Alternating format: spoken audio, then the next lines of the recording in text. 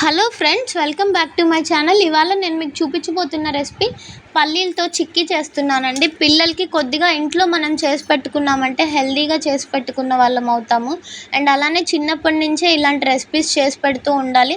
ఎందుకంటే వాళ్ళకి 6 ఇయర్స్ లోపే బోన్ వెయిట్ అనేది పెరుగుతుందంట. సో అందువల్ల మనం ఇంట్లోనే కొద్దిగా హెల్తీ ఐటమ్స్ ప్రిపేర్ చేసి పెట్టాలి. ఈ ప్రాసెస్ ఎలా చేయాలో నేను మీకు చూపిస్తాను. ముందుగా అయితే స్టవ్ ఆన్ చేసేసుకుంటున్నాను. స్టవ్ ఆన్ చేసేసుకున్న తర్వాత కడాయి పెట్టేసుకుందాము. ఇక్కడ బెల్లం అనేది మనకి బ్లడ్ ఇంక్రీజ్ అవ్వడానికి బాగా ఉపయోగపడుతుంది.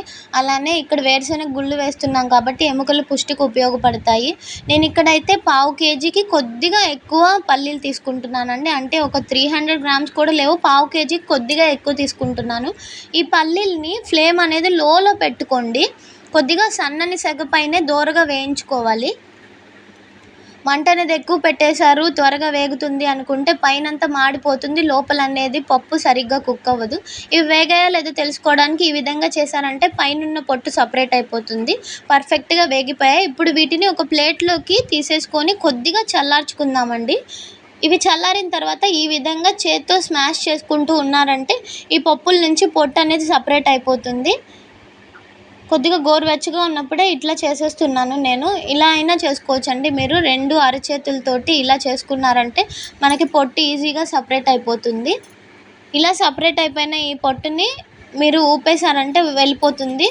అక్కడక్కడ 1, 2 ఉన్నాయి కదా, వీటిని కూడా ఇట్లా స్మాష్ చేసుకొని పొట్టునంతా సపరేట్ చేసేసుకోండి. నేనైతే ఇక్కడ పల్లీలని ఇలానే గుళ్ళుగానే వేస్తున్నానండి. మీరు కావాలంటే చపాతీ చేసుకునే రోల్ స్టిక్ ఉంటుంది కదా, దాంతో కనుక స్మాష్ చేసుకున్నారంటే పప్పులు సపరేట్ అయిపోయి ఉంటాయి. అలా కూడా చేసుకోవచ్చు. ఈ విధంగా కూడా చేస్తున్నాను నేను.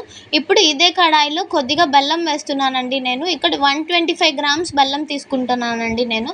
అంటే నేను ఇప్పుడు పావు కేజీ తీసుకున్నాను అన్నాను కదా, దాంట్లో సగం బెల్లం తీసుకుంటున్నానండి. మామూలుగా అయితే మీరు షుగర్ అంటున్నాను, బెల్లం ఎక్కువ తినేవారైతే కేజీకి 3/4 కేజీ బెల్లం కావాలండి. అంటే మీరు కేజీ పల్లీలు తీసుకుంటే 3/4 కేజీ బెల్లం తీసుకోవాలి. ఇలా తీసేసుకొని వీటిలో కొద్దిగా ఒక 3 టేబుల్ స్పూన్లు వాటర్ యాడ్ చేశాను. వాటర్ ఎక్కువ యాడ్ చేయొద్దండి, జస్ట్ వేసామంటే వేసాము. అలా వేస్తే మీకు పాకం అనేది త్వరగా అయిపోతుంది. వాటర్ ఎక్కువ యాడ్ చేశారంటే కొద్దిగా ఎక్కువసేపు పడుతుంది పాకం పడడానికి. ఈ విధంగా గరిటెతో మధ్య మధ్యలో ఇలా కలుపుకుంటూనే ఉండాలి. ఇలా కలుపుకుంటూ ఉంటే చూసారా, బెల్లం అనేది బాగా కరిగిపోయింది. మనకి పాకం అనేది మధ్య మధ్యలో చెక్ చేసుకుంటూ ఉండాలండి మీరు. ఇలా బెల్లం అంతా కరిగిపోయాక మీరు ఒక చిన్న బౌల్లో కొద్దిగా వాటర్ తీసుకోండి. వాటర్ తీసేసుకొని కొద్దిగా పాకం ఇందులో యాడ్ చేసేస్తున్నాను నేను. ఇలా యాడ్ చేసుకొని ఫింగర్ టిప్స్ తోటి ఇలా అనుకున్నారంటే మీకు పాకం అనేది ఎలా చేయాలో అర్థమైపోతుంది. చూడండి, ఇది దగ్గర పడిపోతూ ఉండలా ఫామ్ అవ్వాలండి. మనం అరిసెలకి చేసుకుంటాం కదా, ఆ పాకము. మీకు కావాలంటే ఇంకొద్దిగా ఒక 2 మినిట్స్ ఎక్కువ కూడా పెట్టుకోవచ్చు, ముదురు పాకం తినేవారైతే. ఇలా అయిపోయింది కదా. ఇప్పుడు ఇందులో మనకి స్టిక్ అవ్వకుండా ఉండడానికండి, చేతులకి అంటకుండా ఉండడానికి కొద్దిగా ఒక 2 స్పూన్లు నేను గీ యాడ్ చేసేస్తున్నాను. పాకం పడ్డ తర్వాత వేస్తున్నానండి. ఇలా వేసేసుకొని ఒకసారి అంతా నెయ్యి అంతా ఈ పాకంలో కలిసిపోయేలాగా మిక్స్ చేసేసుకోండి. చూడండి ఎంత మంచిగా కలర్ వచ్చేసిందో నెయ్యి వేయగానే. ఇలా కలిపేసుకున్న తర్వాత మనం ముందుగా పొట్టు తీసేసి పెట్టుకున్నాం కదా, ఆ పల్లీల్ని ఇలా గరిటెతోటి కలుపుకుంటూనే యాడ్ చేసేసుకోవాలి. ఇలా అంతా మిక్స్ చేసేసుకోండి. ఇలా మిక్స్ చేసేసుకొని ఫ్లేమ్ అనేది ఆఫ్ చేసేయండి. ఎందుకంటే పాకం అనేది చల్లారే కొద్దీ స్టిక్ అయిపోతుంది.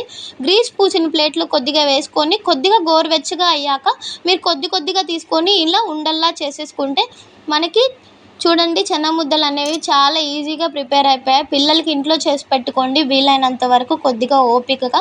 చూడండి, నెయ్యి పూసుకొని చేతికి ఉండల్లా చేసుకున్నారంటే మనకి పల్లి చిక్కీ అనేది రెడీ అయిపోయింది. మీరు కూడా ఈ రెసిపీని తప్పకుండా ట్రై చేయండి. చూడండి అసలు ఎంత కరకరలాడుతూ ఉన్నాయో, చాలా ఈజీగా ఊడిపోతున్నాయి.